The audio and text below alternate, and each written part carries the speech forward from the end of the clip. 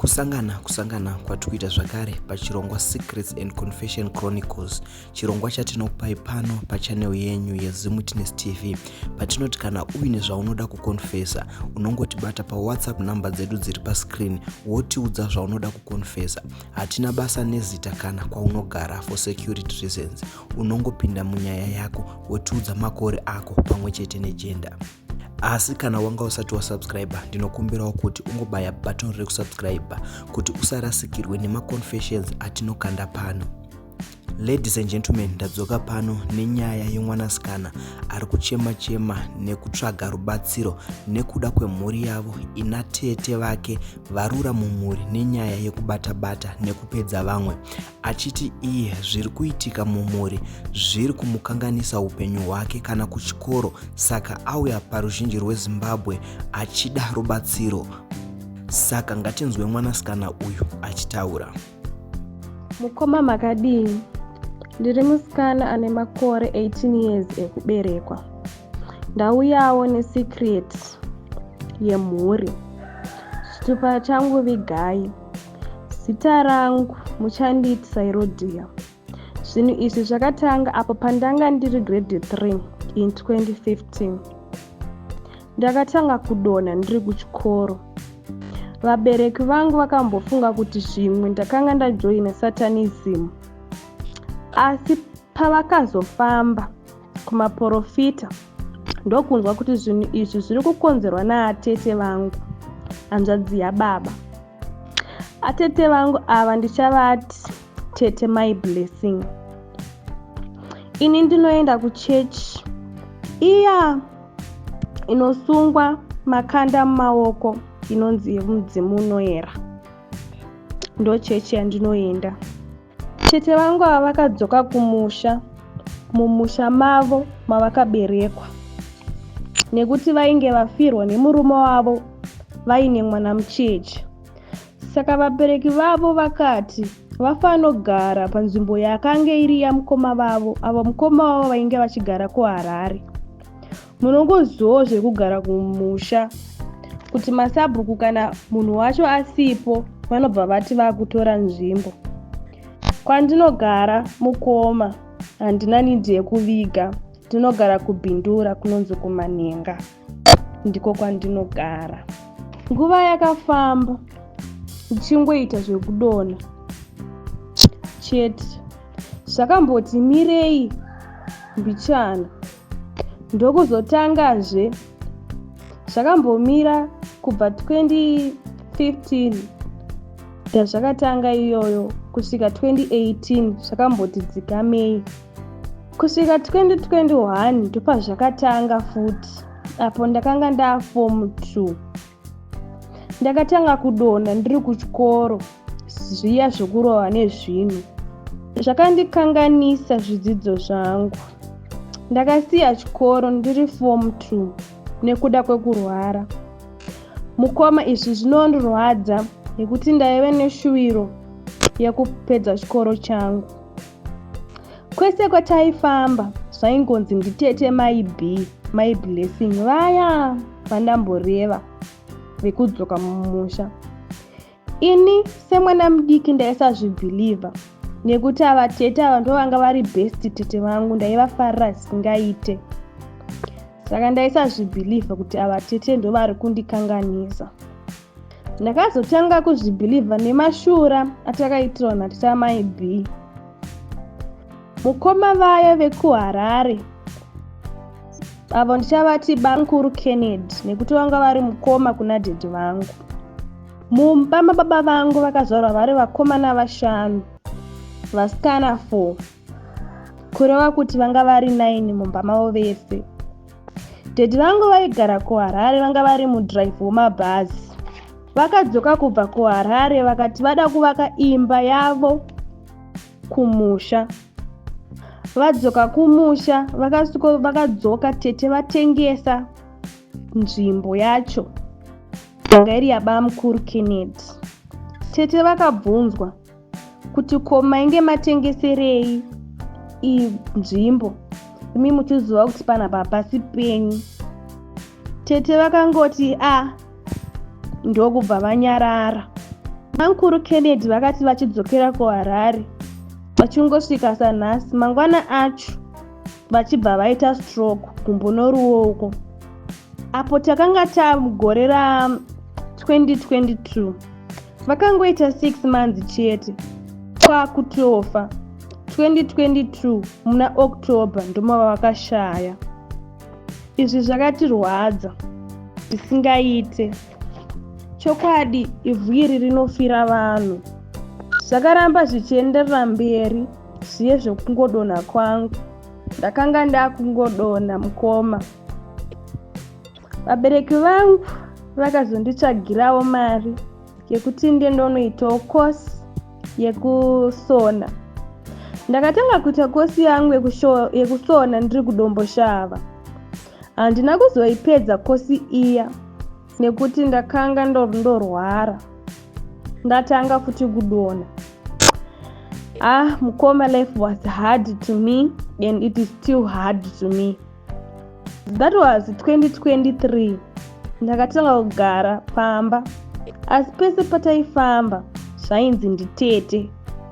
Vaya toita my blessing. 2024 ndokutanga. That was last year. Ndokutanga kufamba semhuri. Vachida kugadzirisa musha. Nekuti vanhu vakanga vapera. Takabva taenda kwasekuru Nyangatayani. Takanobatsirwa. Takanzi munhu wese ngaauye. Asana tete vangu vari vatatu vakaramba. Tete vangu vanogara mumusha vanoti teta my blessing nevamwe vaviri vakaramba vakati susu hatifambi vakaramba. Zvadaro vanhu vakavasiya, vanhu vakanobatsirwa. Zvakamboti zvaite nani kudaro. That was last year 2024. Pana tete vari 4 avo vaibvuma kufamba nesu ndo vakanga vari tete vekumadziva. Avo ndichavati tete maitino. Mukoma, kana makambonzwa nyaya yangu, tisu vaye tine mhuri iya. Ine munhu akashayikirwa, akashaya, aenda unoona hama yake kumadziva kwaChizanga. Zvisinei ndichasvika neko kunyaya yacho. Ndichati ndidzokere kumashure mbichana. Bankuru vangu vakashaya, avo vake vachisira bankuru vangu baba Kenneth, Daddy Kenneth vaidhiraivha mabhazi. Vakazoshaya 2023. Avo takangoti iBP nekuti vakanga vane 23 years vachimwa mapirisi eBP neshuga. Saka takangoti zvimwe inguva yaMwari yakanga yakwana. Mukoma, here comes 2025 tears and sorrows. Zvakangooma. If I think about this 2025, mukoma, ndinonzwa kubatikana. Takaita kubayiwa panyama nhete chaiyo. Saka baba vangu vakomana vainge vasara 3. Vasikana vanga vachiri vakakwana. Zvinoti vasikana vanga vari 4.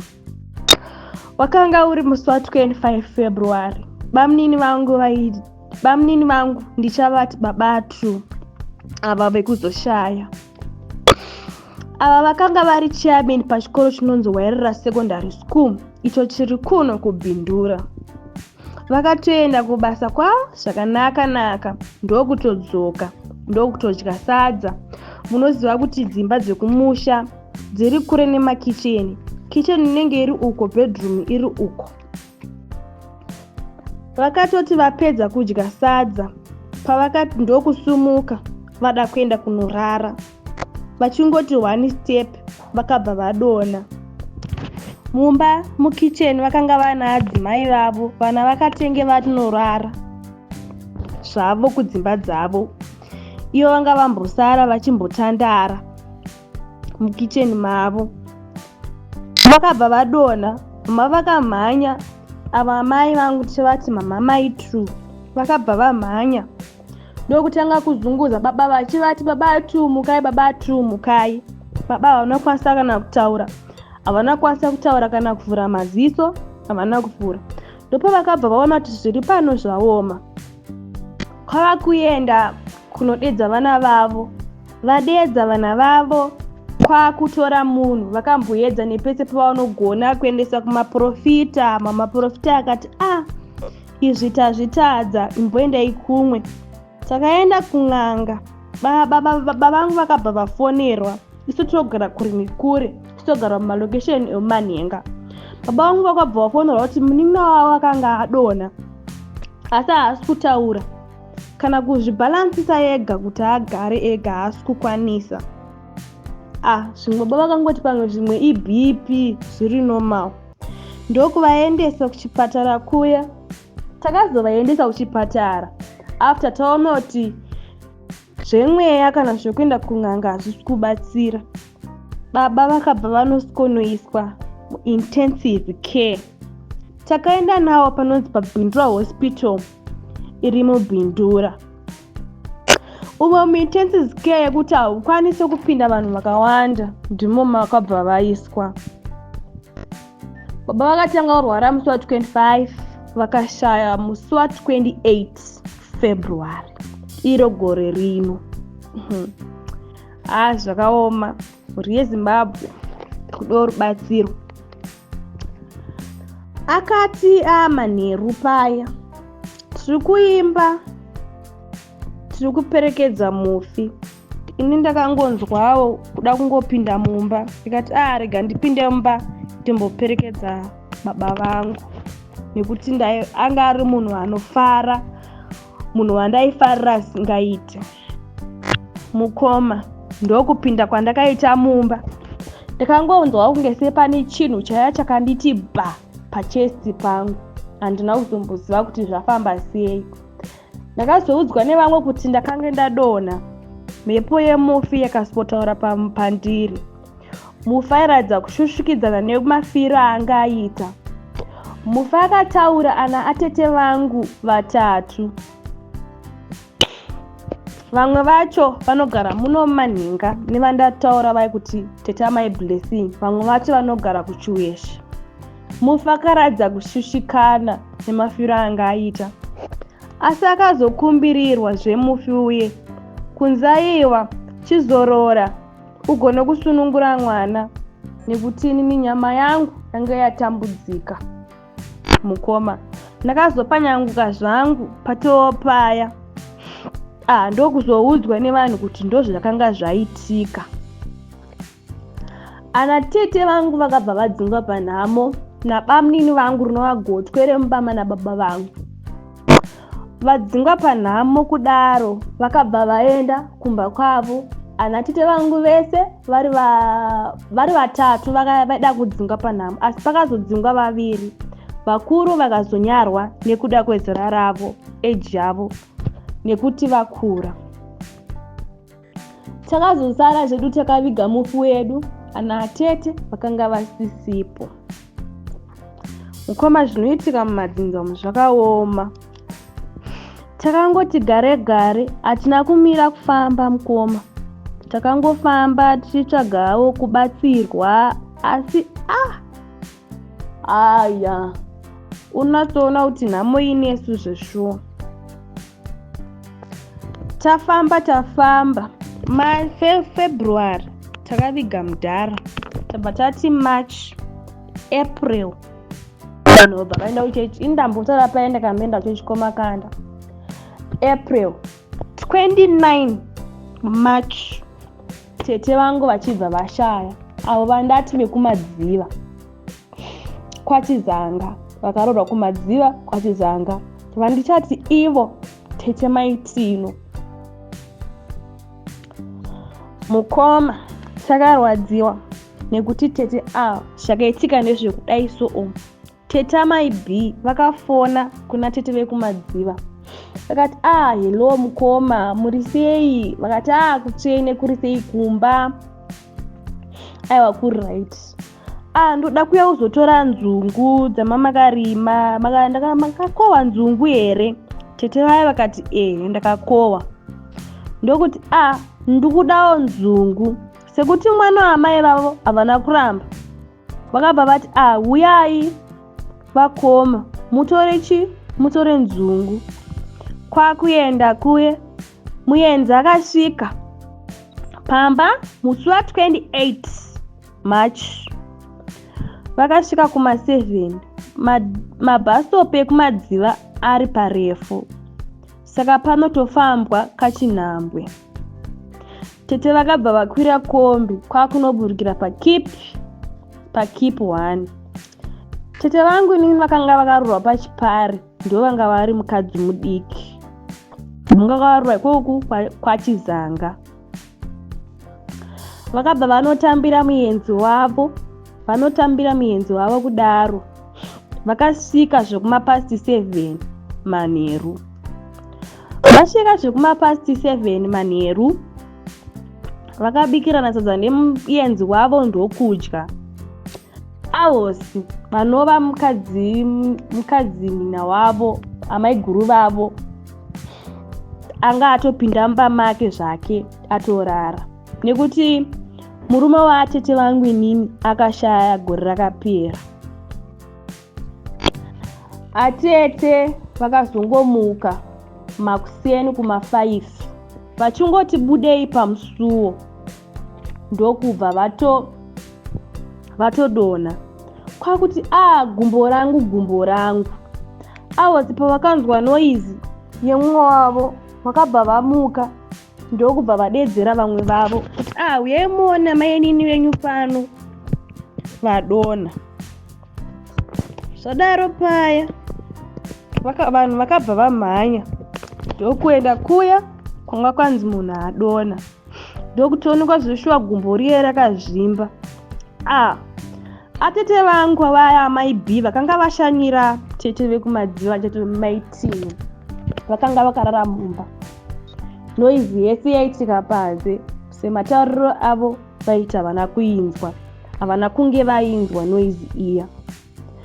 Vakazoenderwa nevana vahosi vakumutswa kuti nhai amai, muvamwe venyu vamakavatana vanga makarara navo vari kupi? Zvikanzi naatete mai Blessing vabuda panze. Zvikanzi uyai muone zvaitani zvaita vanin'ina venyu pana panze. Atete amai B vakangoti vachida kusvika padhuze navo, ndokubva vanzi naatete amai Tino, ibva pano muroyi wauzondidyira pamba pangu. Izvo zvinova izvo zvakakachamudza munhu wese, kusvika vanogodaro sei mukoma wavo zvakasei auya kuzovaona.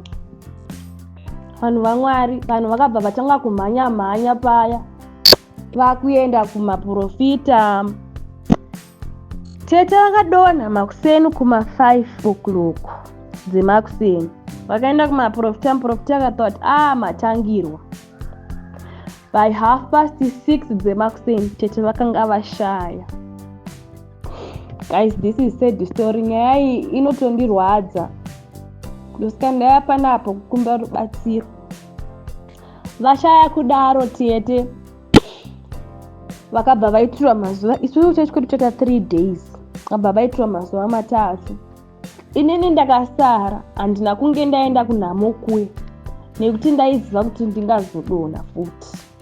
Ndaisada kudonha panhamo, ndakabva ndasara zvangu ndega. Saka ndakasiyiwa zvangu, ndakanzi mama wangu unoswera pamba. Sezvo ndambosara zve kuti ini ndogara mulokesheni, unoswera pamba ozonorara kwamama kunext, nokubva ndanorara kunext. First day ndakarara kunext. The following night ichinzi munhu ndopaari kuviga mangwana acho, that was Muse Friday. Munin'ina wangu akabva auya. Vandotana mama ndakati mama handichauya kumba kuzorara, munin'ina wangu auya, saka ndokwanisa sei ndokwanisa kurara naye. Iyo yanga iri cousin sister yangu.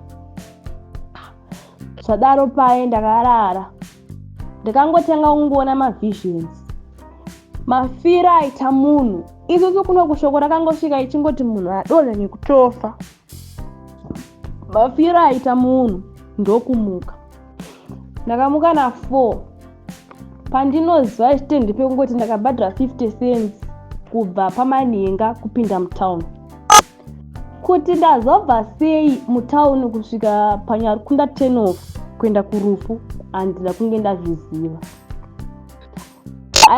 By that time I feel like munhu atopfekwa woyo, atopfekwa neshave chero like handizive kuti ishave kana kuti mudzimu, handina toziva. Pana tange munhu apfekwa, ndakuita kunge munhu apfekwa kudaro.